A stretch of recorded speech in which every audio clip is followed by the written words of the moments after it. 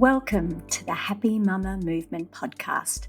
I'm Amy Taylor-Kabbaz, mama, journalist, coach, and founder of Mama Rising.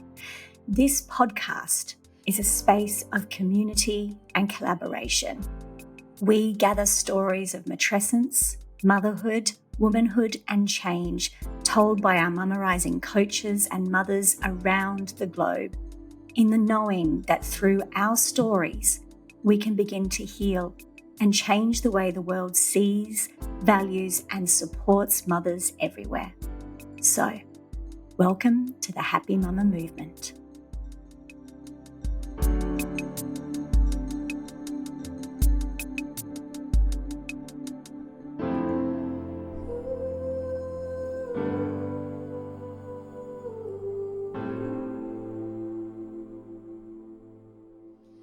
Welcome back, everybody. Today on the podcast, I'm talking about a topic which can be quite emotional, quite vulnerable, quite rare for many of us, perhaps for ourselves or for someone in our family. And it's a topic that I'm really happy we get to discuss on the podcast today, because I remember when I first started my blog about motherhood 15 years ago. There were two types of blogs at the time. One was the how am I doing motherhood differently, trying to do everything naturally and from scratch and trying to be this ultimate at-home mother. And the other blogs that were hugely popular at the time were the blogs that used to talk about how hard motherhood was, and the solution tended to be wine o'clock. And it was said as a joke. It was said with funny little memes on Facebook back in the day, but it was very much a cultural story of how we handled the tough parts of motherhood. And it was in that space that I started my blog, trying to figure out how we can be somewhere in the middle, not trying to be perfect, but also not drowning every day in how hard things have been. That was 15, 16 years ago, and I still think it is a story that we struggle with, a conversation we don't often have, and that is our relationship with alcohol, with our bodies, and how we numb or face what's going on in our life. So this is a big topic. It's a huge one, and I'm really, really happy, therefore, that I can speak to my guest about it, because Sarah is, I think, someone who navigates this space so well. Sarah Rusbatch is the author of the best-selling book, Beyond Booze, How to Create a Life You Love Alcohol-Free. She's also a multi-award-winning health and wellbeing coach, an accredited grey area drinking coach, a menopause coach, and a keynote speaker, speaking about her journey to sobriety and the impact of alcohol on mental health to audiences around the world, and in particular women and mothers. And Sarah, I am thrilled to have you here. Thank you, beautiful. Thank you so much for having me, Amy. So this is a huge topic, and like I said in the introduction, I love the way you approach it, because I feel that you also come to this with the beautiful middle ground of shining a light on how we handle things as women, how we handle life's challenges, and to just look at what your coping mechanisms might be without this heavy shame. But let's go back a little bit and come to your story and how you ended up here in this place, sharing sobriety and these insights with a global audience. What was your story and relationship with alcohol? So I grew up in the north of England, and it was very, it was normalised that alcohol would always be a part of my life. My mum and dad were very social. There was lots of raucous dinner parties at my house, and I grew up with this belief that alcohol was how you had fun as a grown-up. Like, that's what my kind of belief system was created as a very, very young girl. So for me, it was only a matter of time before I started drinking. And my childhood involved a lot of moves. So we've moved from Scotland to England to Scotland to England, and there'd been lots of movement around. So I had become very adept at having to fit in, being the new girl. How do I get people to like me? How do I quickly make friends? That had been my story for a really long time. And the last move at 13 was really challenging. You can imagine, like 13 years old, I'd moved from Scotland to England. I had this really thick Scottish accent.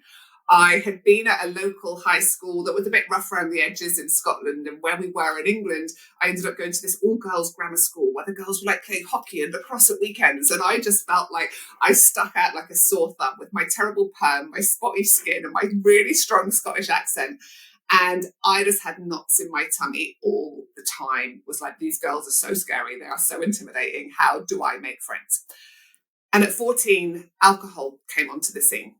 And very quickly, I realized, this is how you make friends. This is how you fit in. Because when alcohol's involved, your inhibitions drop.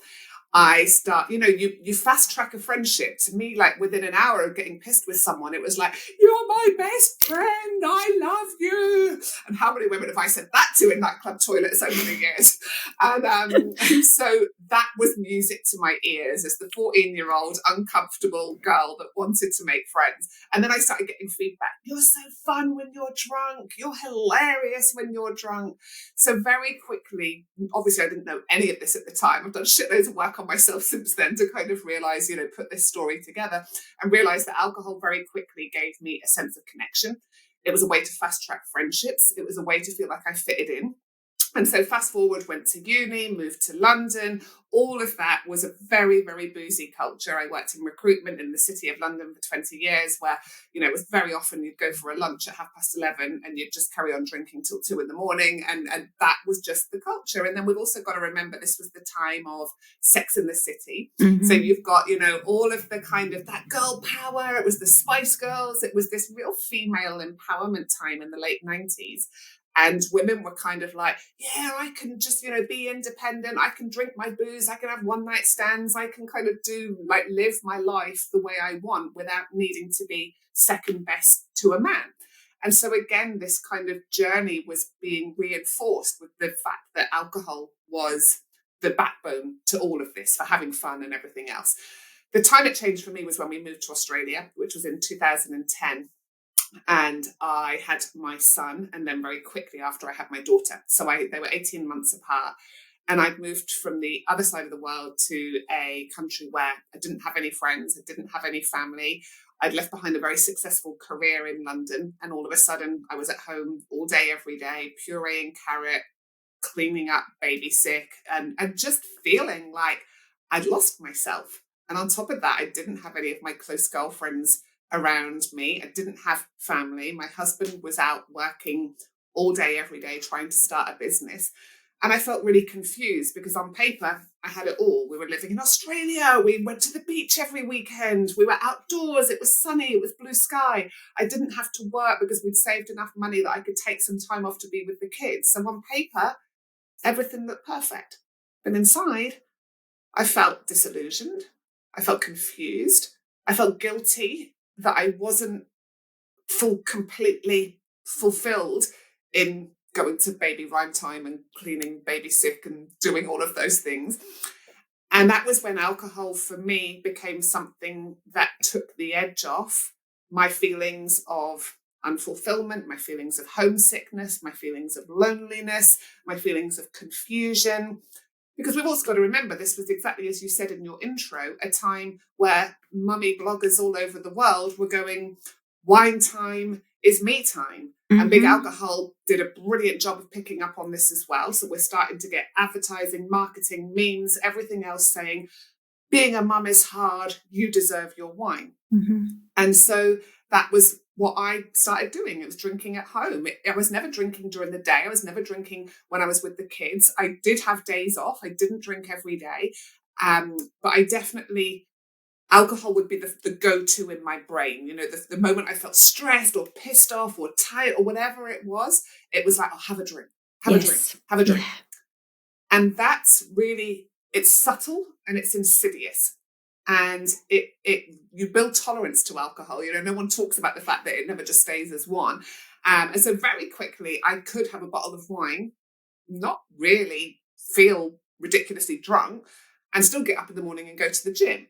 I wasn't doing that every day. And because I wasn't doing it every day, I told myself, well, I don't have a problem, because people that have a problem, they drink in the morning and they drink every day and they lose their jobs, and they are like, society tells us that people with a problem are the outcasts of society, whereas I didn't fit that category. I was still running half marathons, for God's sake, right? So I was, like in my head, there was no problem. I just liked to drink. But what I didn't realise, and what slowly started happening, particularly in my 40s, was the alcohol use was impacting my sleep. So every time I drank, it was waking me up at 2 or 3 in the morning. And there's a physiological reason for this. My anxiety was increasing. So I was someone that had never really had anxiety in my life. And I started to I felt like I was becoming a shell of myself. And the background story to my life was, I'm not hungover, I'm just tired. And I probably said that 5 days a week. And there was a couple of incidents where I did drink a bit too much. I fell over, I face planted, I cut my face open. There was another one where I was very, very drunk at a friend's party, and I got put to bed at 2 a.m. And the next morning, my son woke me up to take him to a cricket game at 7 a.m. My husband was out fishing, so I was in charge of the kids, and I knew I was still over the limit. I knew I couldn't drive, and the shame I felt in that moment of not being able to drive my son to the thing that he loved most in the world because his mum was still over the limit on a Sunday morning, I felt such self-disgust. And so I took a break, decided 21 days is what it takes to break a habit. Because I just thought, I've got a bad habit, right? I'll take 21 days off. And then I kept going, Amy, because I was like, oh my God, like everything changed. I started sleeping through the night. And as a result, I was waking up in the morning feeling positive, feeling energized. My self-talk completely changed, because my first thought in the morning was not, oh God, I drank too much last night. How am I going to get through the day? Instead, my self-talk was, look at you go, Sarah. Like, I'm feeling pretty good here. And so then I started, my productivity at work went through the roof. I made more placements and more money in 3 months than I did in the whole of the previous 12 months. My anxiety disappeared. I lost weight. My skin was glowing. And I got to 100 days. And I was like, well, I can't never drink again. Like, that would just be weird, because my whole identity is I'm Sarah, the party girl. So I thought, I'll go back to drinking now, and I'll be a normal drinker. And I can be someone that just has a glass every now and then. And I went out for the first time I had a drink after that 100 days. I went to dinner, had a glass of wine. I was like, look at me go. I'm amazing. I'm just one of those people now that just has one glass every now and then. And within 2 weeks, I was back to drinking the same amount as before, because that's how it works. Wow. And then finally, 2019, I went, do you know what? Everything in my life is better when I don't drink. And I am not someone that is ever going to be a glass of wine every now and then drinker. That is not in my DNA. That is not in my makeup. And there's lots of reasons for this that I go into in my book. And so I had a decision to make. Do I want to carry on drinking the way that I am, which makes me feel terrible, which takes me away from being the woman I want to be, the wife I want to be, the mum I want to be? Or do I embrace being alcohol free, because I know that everything in my life is better when I don't drink? And when I looked at it like that, I was like, yeah, that's it. So April 2019, I had my last drink. Wow.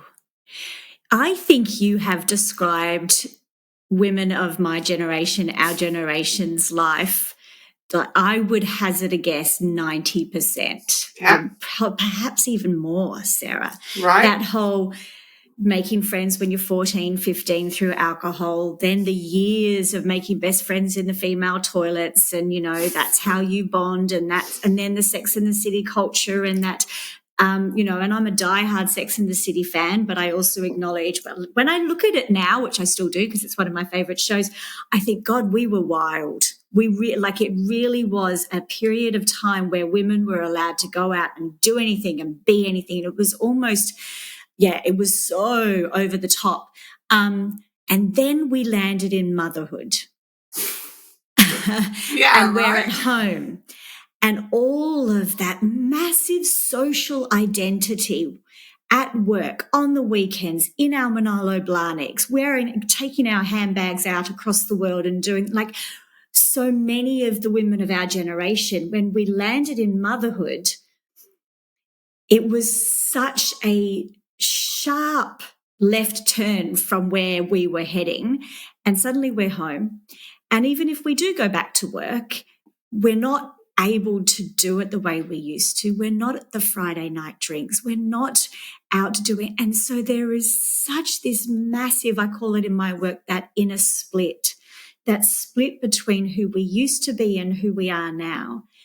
And I don't think I've ever seen it so clearly until just now when I've been listening to your story, that so many of us try to numb or address that inner split by having a glass of wine. Absolutely. I'll give you a statistic. Because there's the two parts of us that feel so foreign. Like, well, I just want to go back out again, and I'm also here as a mum. How do I bridge that gap between who I used to be and who I am now? Alcohol. Yeah. And the thing that is concerning, so alcohol use disorder in women has increased 80% in the last 30 years. 80. And I would say that the reason is exactly what you've described in terms of the split that happens. But at the same time, we know that it was exactly 30 years ago that the alcohol industry realized they were not making enough money from women and had a deliberate and specific campaign to start segmenting their marketing of alcohol, not just have the big general adverts that were mostly aimed at men at sporting events and all the rest of it, and to start specifically targeting women. And you've seen in the last 10, 15 years, the increase in the pink drinks, the increase in the drinks that are looked to be more palatable because they knew that young girls didn't like the taste of them. So enter all the alco pops and all the rest of it. And so you've got this split that's happening at a time that the alcohol industry is going, all these women are struggling and we've got the answer. Let's make sure we sell to them. Oh, I don't know if I want to cry or hit something. It's like, right. I'm actually quite surprised at how much of a response I've just had. I mean, I should have seen that in a way. Of course, that's what's been happening, but I've never seen it so clearly as this moment. And it actually makes me really sad because not only from my own experiences, but also for the last 15 years, I've been listening to mums around the world. It makes me, you can hear it in my voice, it makes me all emotional of how hard they find that inner split and how isolating it is and how deeply they struggle every day, trying not to be angry, trying to find out who they are again, trying to survive this huge change in their life. And what do? We tell them to have a drink? Like, that's just, look, and alcohol's been a huge thing in my life, from my parents through my relationships, all of it. So by no means am I, a sober saint over here by any means, but it's really just shown me how much we once again are not supporting mothers and women through this. And then I would add that it would be even worse since COVID. I don't know how many people in my life have their relationship with alcohol changed through COVID. For myself, I would never drink during the week before COVID. My whole career, because I worked in breakfast radio, I had to wake up at 3:30 every day. I never drank during the week, ever, not one. And then COVID would start, and then, Tuesday night was the same as a Saturday night. You don't go anywhere, you don't do anything. And the days all became different, became similar. So many of us changed our relationship with alcohol during COVID as well. Yeah, totally. Like, the statistics really, really show this. And coming back to what you were saying then about the fact that we have got so many women who are using alcohol because in the short term it works, but the problem is what most people don't realize is that alcohol is a major cause of anxiety.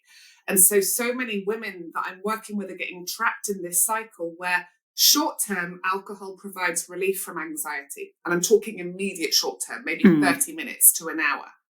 Long-term, alcohol causes the stress hormone cortisol to rise. So we have more circulating cortisol than we did if we weren't drinking.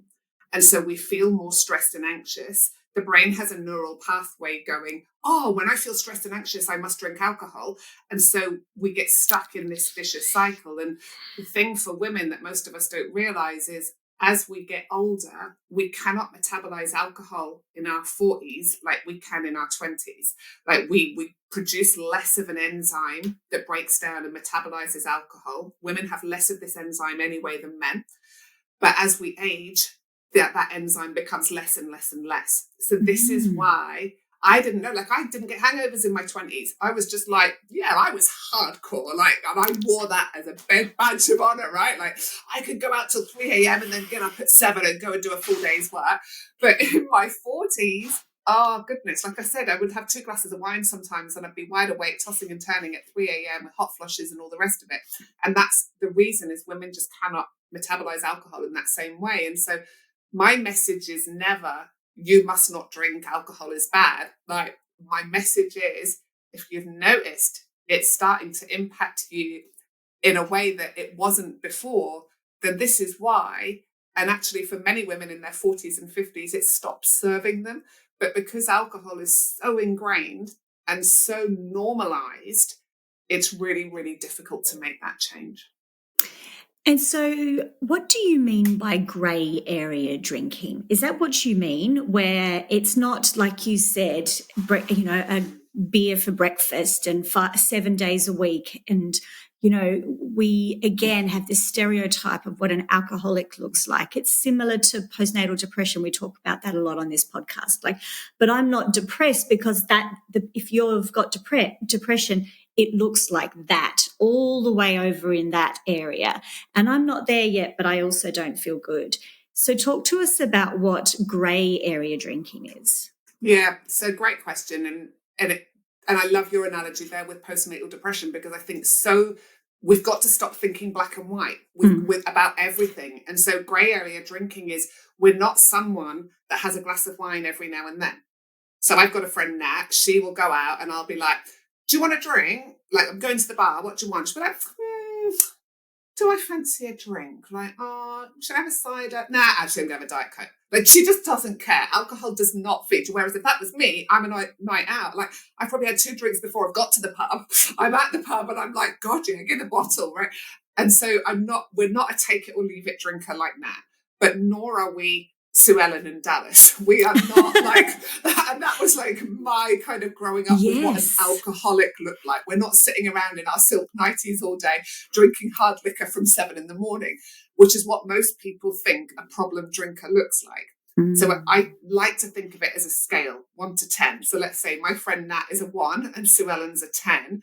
Grey area drinking is about a 4 to an 8 on that scale.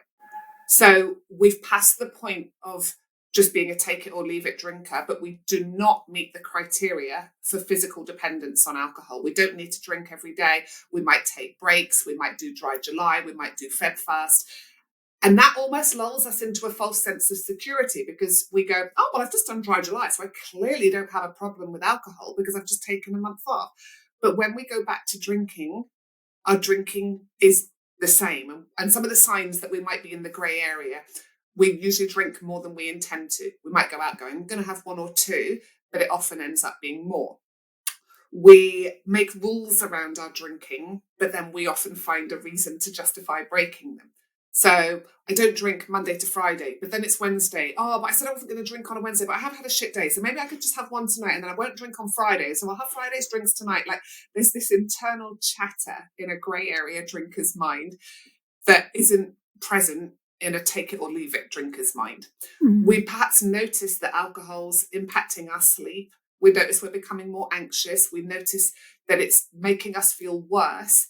And yet we might start the week going, right, I'm having a clean week. I'm not going to drink this week. But all our efforts to change don't actually end up materializing. And maybe we're silently worrying about our drinking, but we're just, again, struggling to make a change. And on the outside, no one thinks we've got a problem.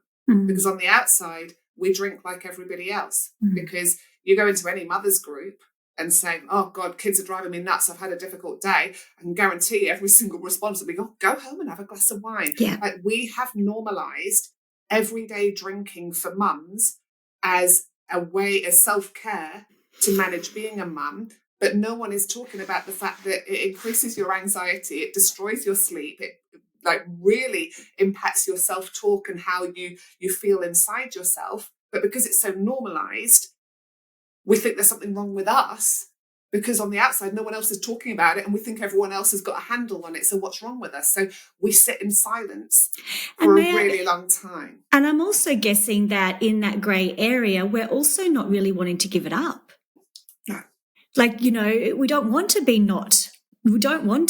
non-drinkers for the rest of our lives. No. So that, you know, that's a step too far. But as you're talking again, I'm thinking, what is the solution for the grey then, 4 to 8 on that spectrum? Does occasional drinking work? Is this an individual exploration?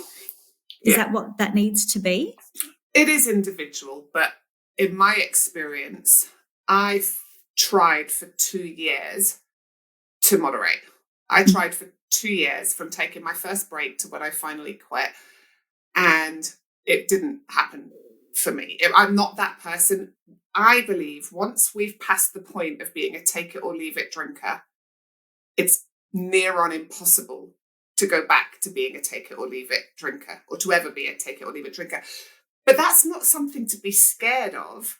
Like that to me is like, well, why? If that brings up fear, so if any of your listeners are going, oh, but what is she saying that means I can't ever drink again? That's not what I'm saying. But it's just be compassionately curious as to what it brings up within you at the thought of saying, right, if I said take 90 days off alcohol, how does that make you feel? Because if there's fear there, then we know that we're using alcohol for something. Because my friend Nat could go, oh yeah, sure, I'll take 90 days off alcohol, don't bother me. Yeah. Whereas if we use alcohol for something, if it's a crutch for something, then we're in that grey area. And I say for most people, don't overthink it. Don't think it has to be forever, but take a break.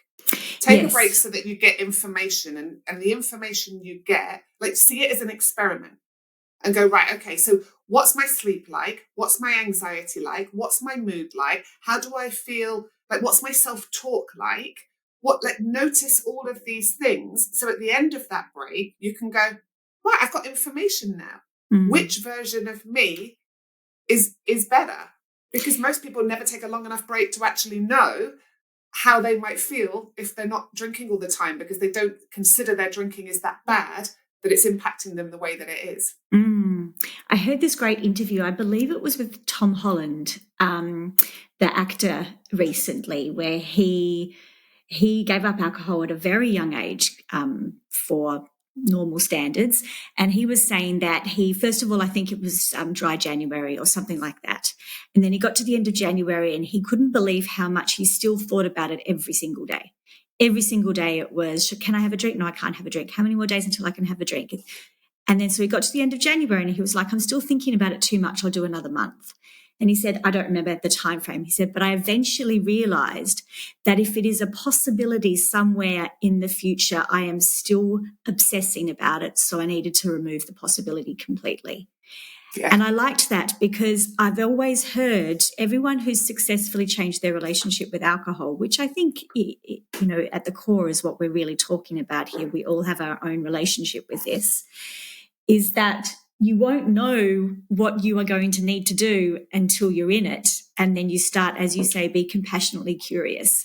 Like he said, it shocked me how much I was still thinking about it 6 months later because I still hadn't made that complete decision. And once I made the complete decision, that was it. It was off the table. I didn't think about it every day again.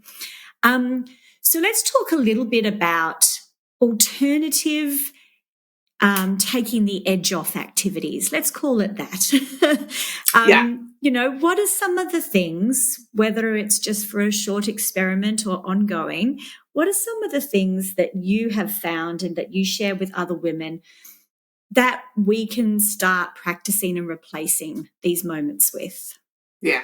So I've written a whole chapter on this in my book. So if any of your listeners want to dive deeper, definitely get my book because there's tons of resources and tools in there. But it's been a variety of things for me. So I always say if we take alcohol out, we have to put something in because most of us are using alcohol for a reason. The 3 biggest reasons I see with women is boredom, stress, and loneliness.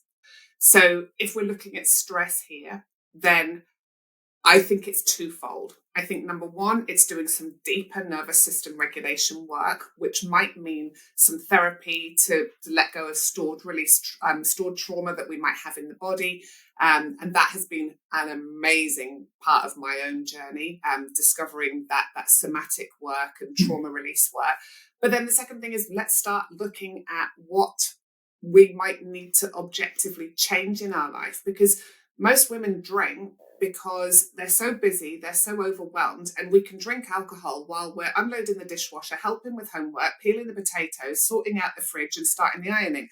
And we can have a glass of wine in our hand and we might be silently muttering under our breath, oh, for God, I don't know why I was the one that's to do this. But we kind of make ourselves feel better because we've got our drink with us. But so it's starting to look at, okay, where do I need to delegate? Where do I need to set boundaries? What can I add in that I might enjoy doing? Whether it's, I used to drive myself to a yin yoga class every Tuesday and Thursday night. And getting out of the house meant that I would come home. Husband had had 2 nights of sorting out the kids. My kids were quite young when I stopped drinking. And so it was hard to find that balance. But we did, because it was important to me. And I had to prioritize this and the things that I was going to add in. Breath work, going for a walk.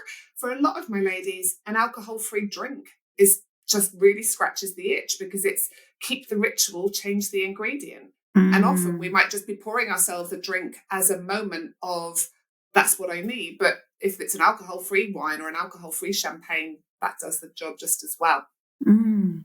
I agree. I think there is the ritual and the habit that you can address through a different drink or a different ingredient, like the way you said that. But then also finding ways to really acknowledge what's underneath. When I think about it for me, like Kundalini yoga, just a 3-minute headphones in my ears, really loud, punching the air for 3 minutes to release that massive feeling of, oh my God, I can't get through this tonight. And then I'm good, going for a run. And then on the other side, the yin yoga, the breath work, the slower things. But I like the way that you've addressed both the ritual and the habit, and then the underlying issue that's there as well. And then I would imagine it's also then always the social aspect of it as well. So if you were to just briefly speak directly to that for women who do want to change this relationship with alcohol, but all the women around them, they always catch up. The thing is, mums rarely get to go out. And when they do, I mean, it's actually known, mum's night out.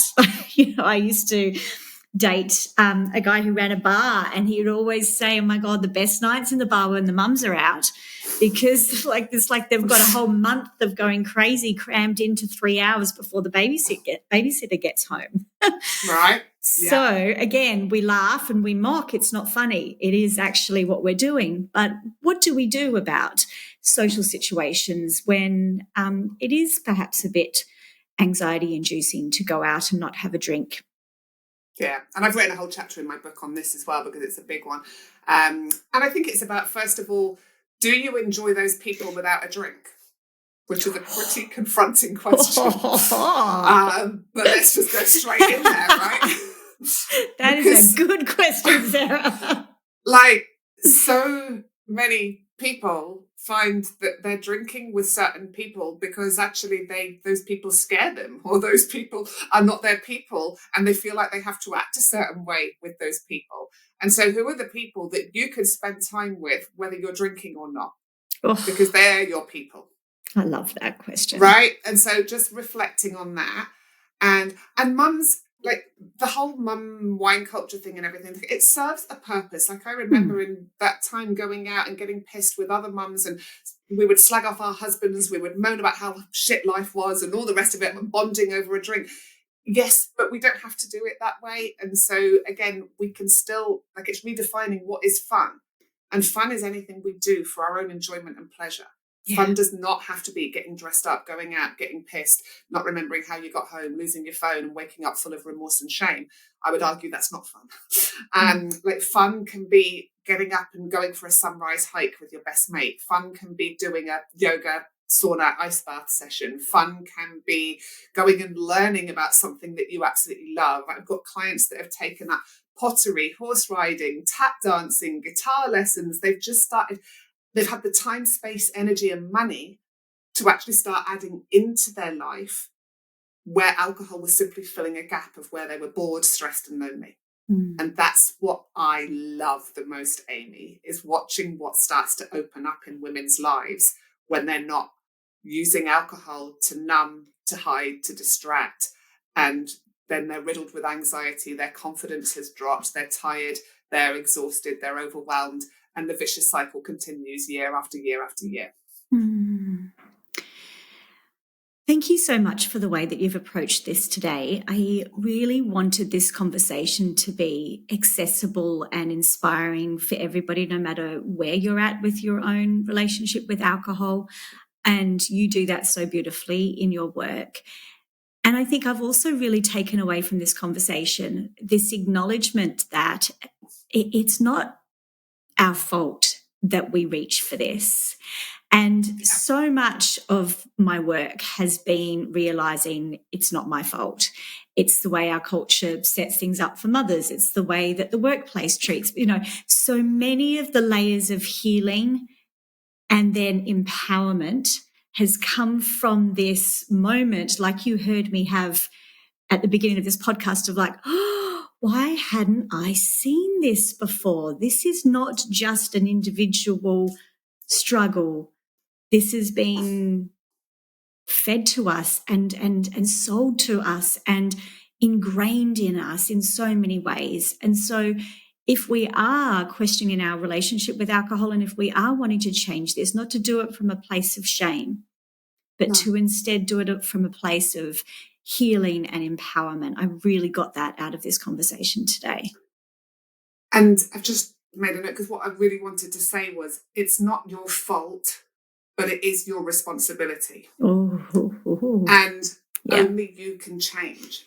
And so I always say to women, if you don't want to be in this same circle a year from now, then it starts with just making a change. And that change might be come and take 30 days off in one of my programs or read my book and start exposing yourself to a different idea and just be curious. Yeah. Like there's a whole sober curious movement out there about, what might I be like as a woman if I'm not drinking 3 or 4 nights a week? And how might I show up? And maybe I'll parent differently and maybe I'll feel different and maybe things will start to change because I don't know a single person for whom that hasn't been the case. That's it. Beautiful conversation, Sarah. Thank you so, so much. So we will put all of the details in the show notes where people can find all of your work, but also you're just about to start your next alcohol-free challenge. So can you tell us a little bit about that? Yeah, so I run women's alcohol-free challenges. It's 30 days of support, connection, information, resources, tools, friendship, community. It's incredible and it's helped thousands of women now. And my next one will start on the 1st of July. So if any of your listeners would like to jump in and just say, right, I'm going to see what Sarah's all about. I want to see what it might feel like to take 30 days off booze, but to actually do it with support and friendship and connection and resources and tools, then please do come and join me. Absolutely. So that starts in just a few days if you're listening to this now, the 1st of July. But if you've come back to this episode after this, there will be other challenges and you can find those on Sarah's website. That sounds amazing. Thank you so much, beautiful, for all the work that you're doing. Thanks, Amy. Thank you.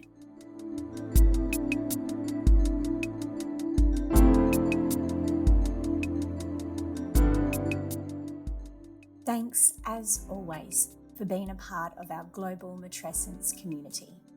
Please take a moment and make sure you're subscribed to this podcast in your podcast player so you can always be notified of our next episode.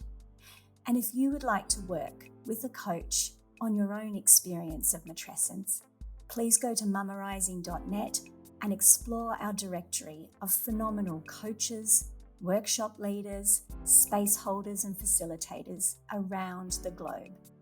You can also explore our Global Matrescence Foundation and consider donating so a mama in need can access the support of one of our coaches and still ensure that our coaches receive the income and support they need so they can continue to work in this way. And finally, if you would like to be a coach, a facilitator, and a matrescence activist in your own community, jump on our waitlist for our next intake of the Mama Rising Facilitator Training at mamarising.net. Thank you for being here and being part of this movement. Until next week, bye.